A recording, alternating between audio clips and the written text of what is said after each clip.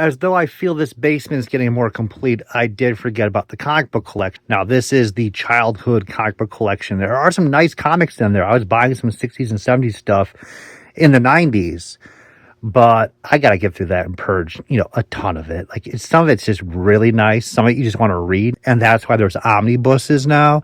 Like, I'd probably just love to get rid of, like, 2/3 of that, but gotta go through it, and that's why we need to get room to go through the other stuff.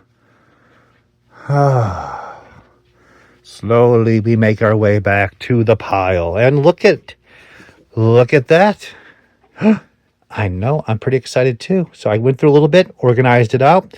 We're gonna wrap this puppy up shortly, and now we're gonna find out the hell is cooking on in here. And in there, there's a canopy there? I still can't see the canopies on the GoBot Command Center. Oh, we got a battle wagon from Ewoks, and we can kind of stretch a little bit. Ghostbusters, Icon's Pulse Rifle, Turnia, Jurassic Park. Yeah, we got nice stuff. Hey, there's the rest of the Balrog. Oh my God, we found it finally. I know. So crawling back.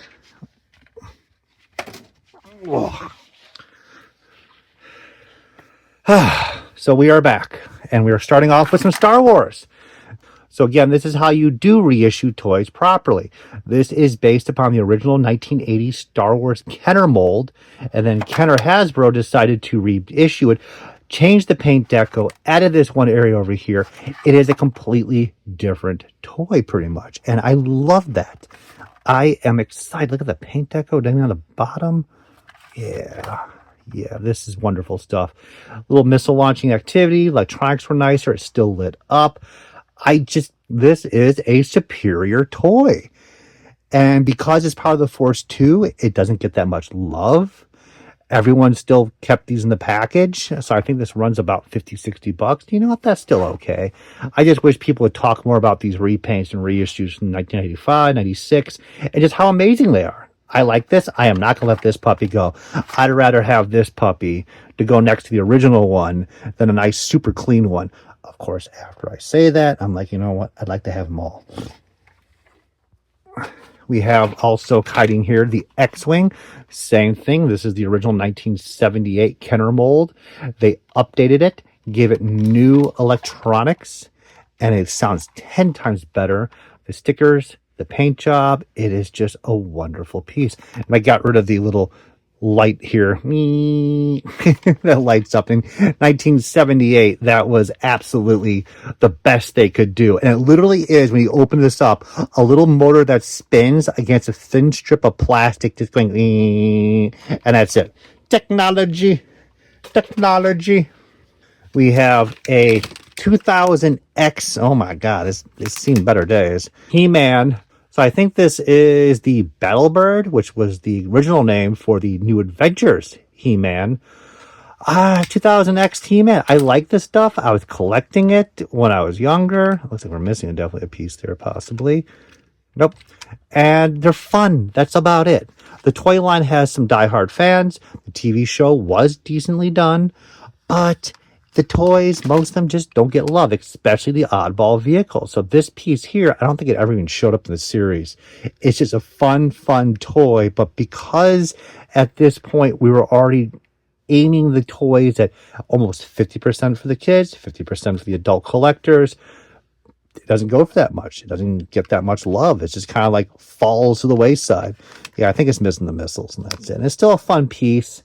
I probably should just let it go and call it a day, because a lot of stuff like this is just fun to have, but it's not needed. And we have a problem. So I'm going to let this piece go, but it'll only probably be $5, even though it's a wonderful, just fun piece. But again, when the zombie apocalypse happens and the gorgeous 10,000 plus square foot mansion exists, I'll get all the collectibles I want, have them all displayed, and I'll little gun turrets to fight all the zombies. It'll be fun.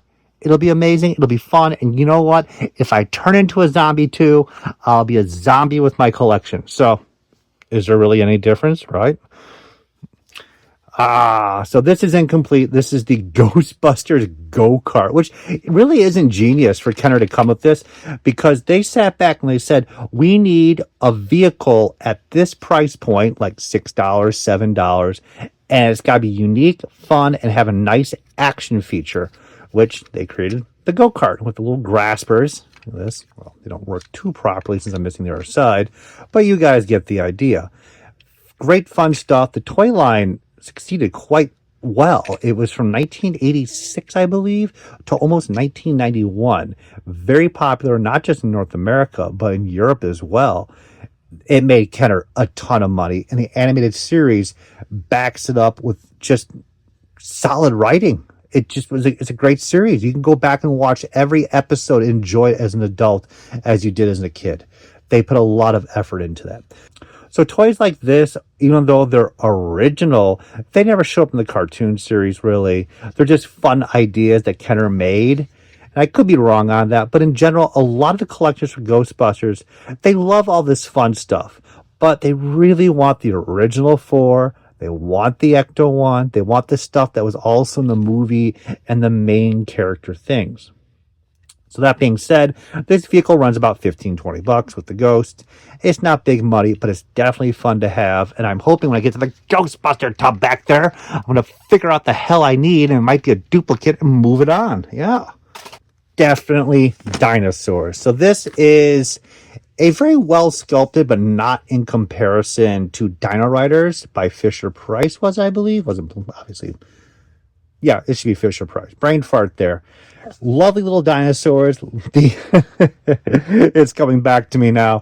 The little cavemen and their disproportionate bodies are something to behold. And I get it. It's made for young children, this entire line. And I have some of the bits and pieces kicking around. I don't really heavily collect this line. I don't have any packaged. I just have some fun pieces around like this. And that's about as far as I'll probably go with the line, unless, again, that mansion shows up. So if anyone wants to give me a mansion, just let me know. But that being said, I'm going to post a few photos of the comic book that came with each dinosaur and caveman. And I'm just going to say the guy did his job properly as the artist. He knew the script. He did his best. But there's something about some sensuality between these characters, especially if you don't read the dialogue, just look at the images and skip through it. So we're showing right now some of these images. And do you see or do you feel what I'm feeling between these characters? There's a lot more to this story than just dinosaurs. So that being said, we'll move on. That line is collected, not much of a strong value. There's some uncommon pieces. There are some accessories that are hard to find. But in general, the entire line is very collectible. The T-Rex and the Bronto might be like $100 boxed each, tops, unused.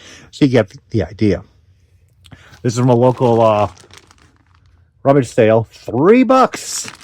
And usually I dump all my muscles, but these were so clean. They're so wonderful, these pieces from Japan, which originally were called Kinnikuman, and they had their own cartoon series, their own manga. Each of these characters have their own names and stories and everything. So they get it released around the entire world. Everyone loves them for what they are, these little mini cookie, crazy-looking figures, but they have no idea of the actual past and what it really is for each of these characters. But I like them. I don't go too crazy on muscle. I mean, there are those muscle fanatics, and I get that. I really do. And if I had more time and I had this I don't know, what was it called? Money? I think that's I'm looking for it. Are you looking for it? I think we're all looking for it.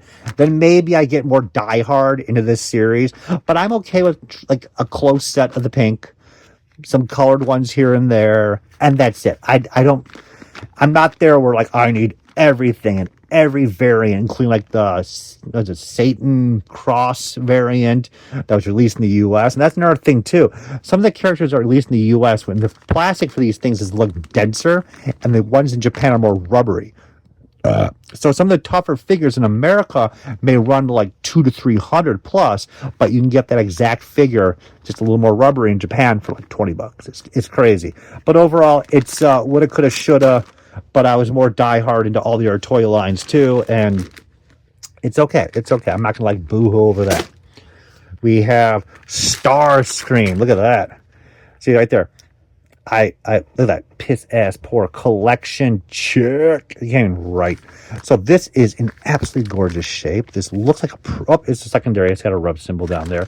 Look at the paint on it. So absolutely going to keep that. And you can see there's my Starscream right there. So I will compare this one with the missiles, and we will sell it for $100, the extra one. So I am generating some cash flow by doing this. And we'll wrap it up with this Thundercat sword, and I lost the battery cover. So this is the heyday of the 90s buying on eBay.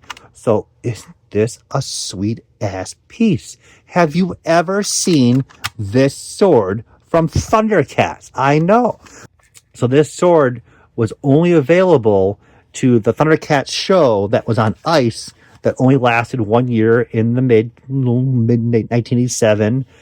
Extremely rare, or at least that's what I thought, because in the late 90s there wasn't like all the information you could find about some of these obscure toys. So it's like $20, and I was like, dude, these blurry ass photos and low res. I was like, oh my god, that's gotta be really tough to find. So I bought it, and then I found out it was just stickers applied to like some random like 90s toy in chrome, and well, it just kind of flops around the house, but it does look like it would belong.